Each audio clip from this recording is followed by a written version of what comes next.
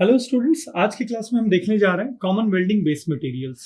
तो चलिए देखते हैं वो कौन से बेस मटेरियल्स होते हैं जो वेल्डिंग इंडस्ट्री में सबसे ज्यादा इस्तेमाल होते हैं। तो सबसे ज्यादा यूज होने वाला मटेरियल है हमारा मेटल। मेटल्स कह सकते हैं हम। तो मेटल्स बेसिकली ब्रॉडली दो पार्ट्स में डिवाइड किए जाते हैं। फर्स्ट होता है हमारा फेरस और सेकंड होता है नॉन फेरस। नॉन फेरस को ही हम लोग एलॉय भी बोलते हैं।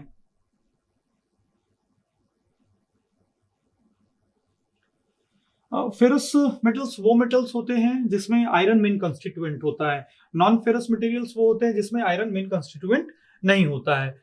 तो अगर हम लोग फेरस मटेरियल्स की बात करें तो सबसे पहले हम देखते हैं फेरस मटेरियल्स की अगर बात करें फेरस मटेरियल्स की बात करें तो सबसे इंपॉर्टेंट है इसमें पहला wrought iron. Wrought iron wrought iron को प्योरेस्ट फॉर्म ऑफ आयरन भी बोला जाता है।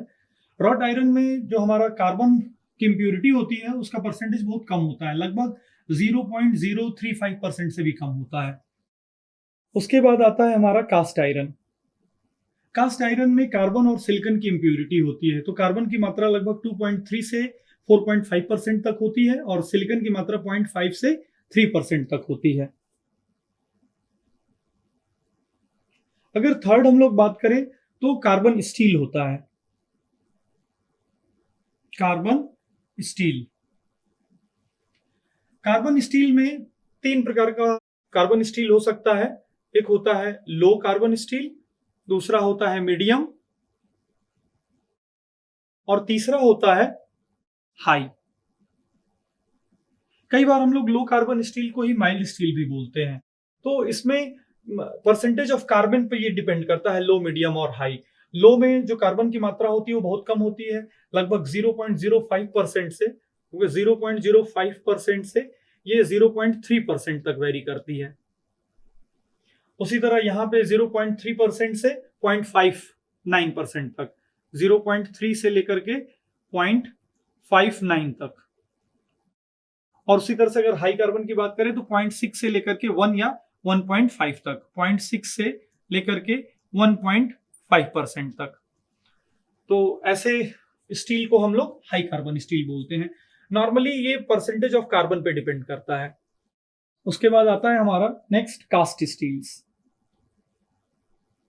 कास्ट स्टील कास्ट स्टील में कार्बन की जो परसेंटेज होती है वो लगभग 0.2 से, कार्बन की जो परसेंटेज होती है वो लगभग 0.2 से 0.2 से लगभग 2.1% बाई वेट ये होती है।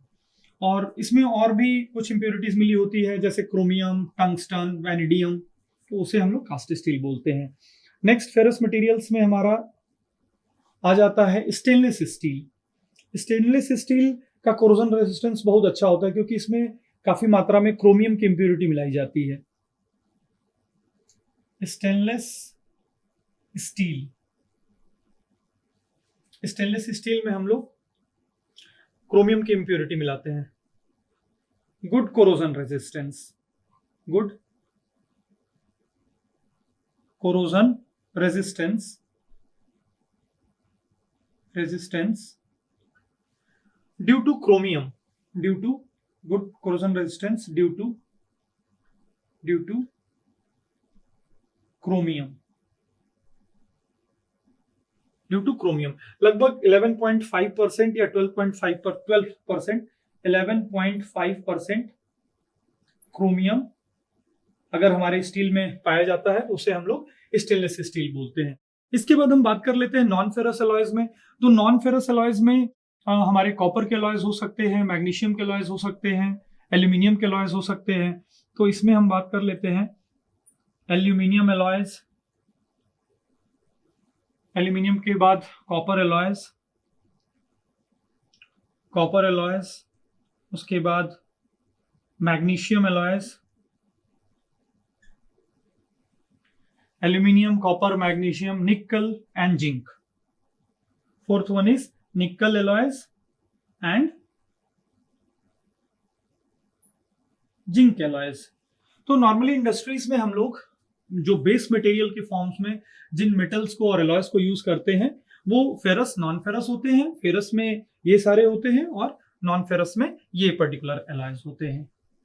So that's all for today's class. Thank you.